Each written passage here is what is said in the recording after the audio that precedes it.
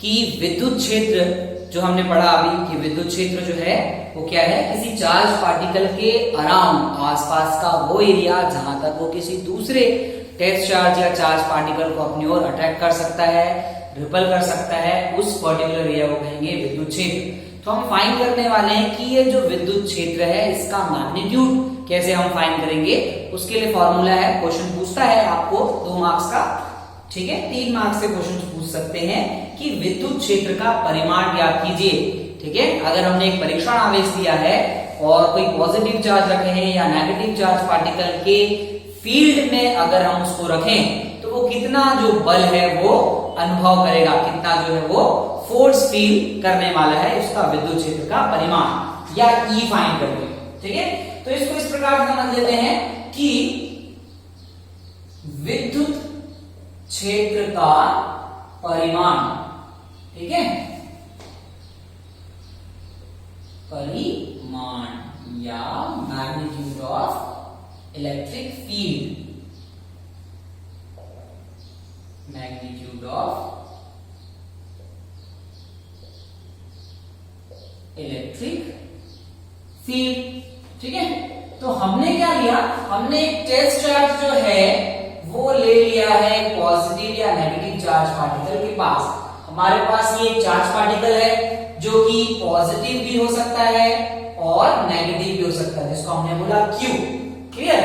अब इसके अराउंड ये जो पर्टिकुलर ये इसका एरिया है, आप मान हर जगह पर कैसा होगा, इक्वल होगा ये।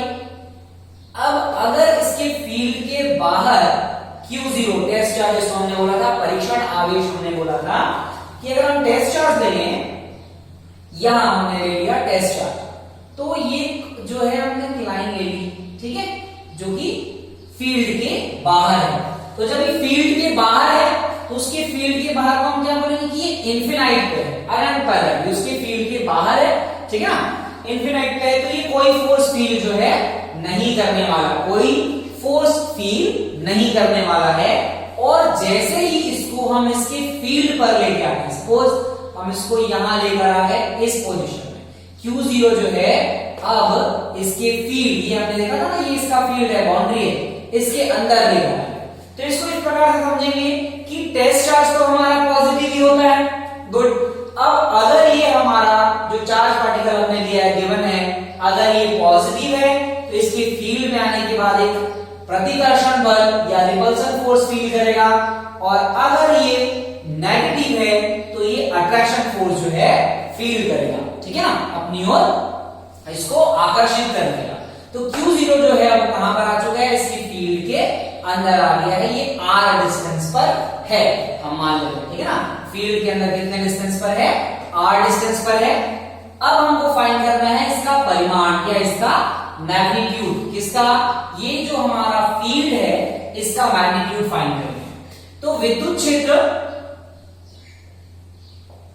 बराबर हो जाएगा बल बटा आवेश, कि कितने बल का अनुभव करता है क्षेत्र के अंदर, कौन, ये टेस्ट चार्ज कितने बल का अनुभव करता है विद्युत क्षेत्र के अंदर, ये परीक्षण आवेश या टेस्ट चार्ज डिवाइडेड बाय उस पे कितना चार्ज है, ठीक है।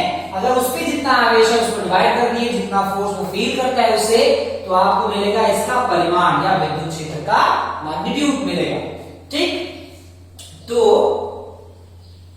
Electric field is equal to हो जाएगा इलेक्ट्रोस्टैटिक फोर्स, जो हमने पढ़ा था कूलॉम्स लॉ, यहां भी यूज करेंगे अभी, डिवाइडेड बाय हो जाएगा चार्ज ऑन टेस्ट चार्ज, ठीक है।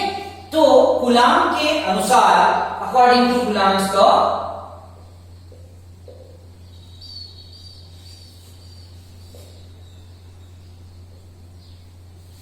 Force feel by test charge on electric field, ठीक है।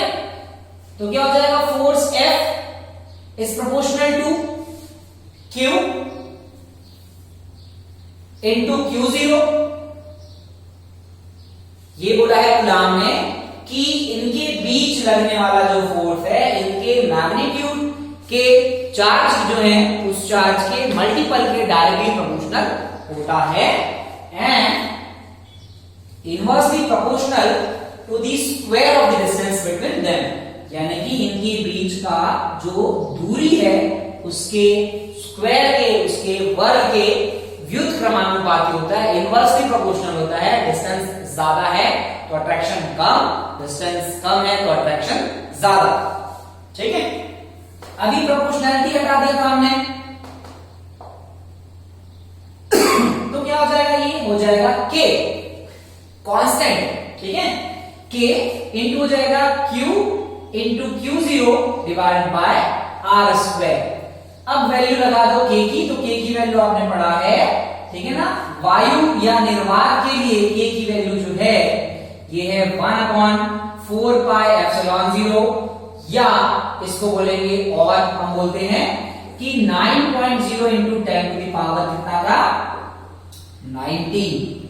ठीक है, हाँ, newton per meter, newton into meter square, newton meter square per coulomb square, ये हमने फाइंड किया है। ये है की value 9 into 10 to the power 19। Clear? आगे तो अभी ये हो जाएगा F is equal to 1/4 pi epsilon 0 into Q0 divided by R square. ये हो गया हमारा इक्वेशन 1 जो फोर्स फील करता है। अभी हमको क्या फाइंड करना है, विद्युत क्षेत्र या, ठीक है ना, इसका परिमाण, इलेक्ट्रिक फील्ड का मैग्नीट्यूड फाइंड करना है। तो ये हो जाएगा आपका E is equal to total force divided by total charge. तो फोर्स कितना है, ये फोर्स है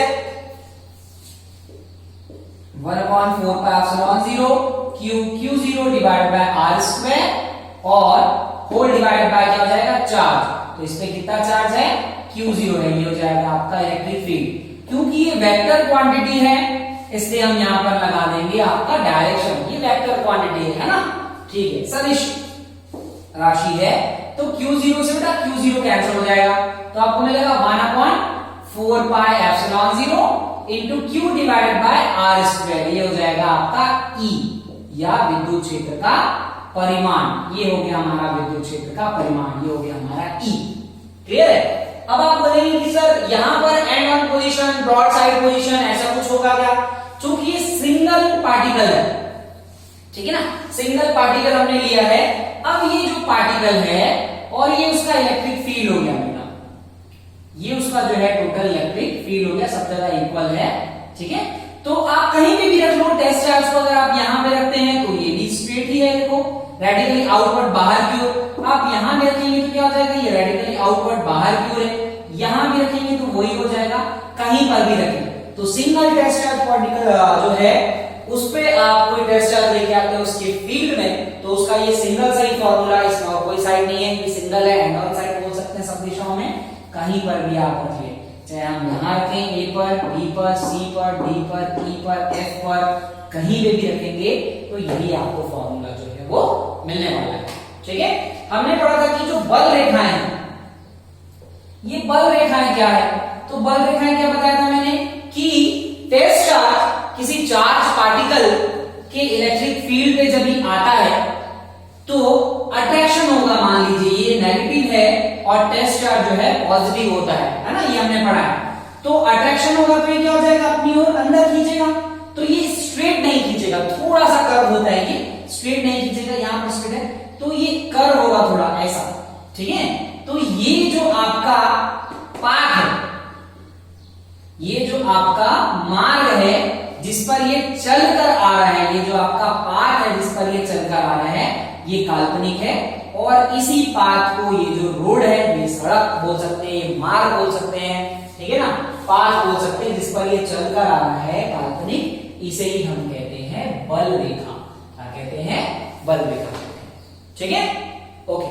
तो अब हम पढ़ेंगे आगे क्लासेस में, नेक्स्ट वीडियो में हम पढ़ने वाले हैं कि डाइपोल से जब भी हम एक टेस्ट चार्ज लेते हैं, उसमें हमने 3 पोजीशन बताया था, and on position, equatorial position और पढ़ा था एनी पोजीशन।